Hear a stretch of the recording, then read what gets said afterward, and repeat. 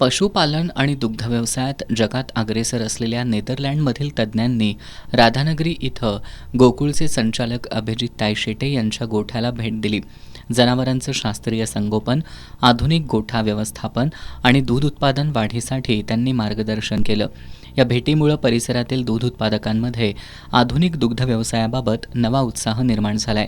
दूध व्यवसायासाठी कार्य करणाऱ्या नेदरलँडमधील नेदरलँड या स्वयंसेवी संस्थेच्या प्रतिनिधींनी राधानगरीतील गोकुळचे संचालक अभिजित तायशेटे यांच्या गोठ्याला भेट दिली.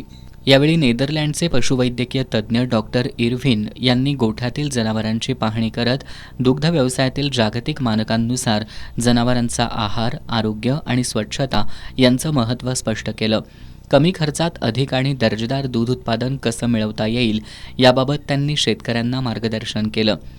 काऊ कम्फर्ट आणि मुक्तसंचार गोठा पद्धतीमुळं जनावरांची उत्पादन क्षमता वाढते असंही त्यांनी सांगितलं. या भेटीवेळी पशुवैद्यकीय अधिकारी डॉक्टर दयावर्धन कामत आणि सहाय्यक पशुवैद्यकीय अधिकारी डॉक्टर रणजित चोपडे उपस्थित होते. गोकुळच्या माध्यमातून राधानगरी परिसरातील दूध उत्पादकांना आधुनिक तंत्रज्ञानाची जोड देण्याबाबतही चर्चा करण्यात आली. पारंपरिक पद्धतीसोबत आधुनिक तंत्रज्ञान आणि जागतिक अनुभवांचा वापर केला तर दुग्धव्यवसाय अधिक सक्षम होईल आणि ग्रामीण अर्थव्यवस्थेला मोठी चालना मिळेल, असं अभिजित तायशेटे यांनी सांगितलं.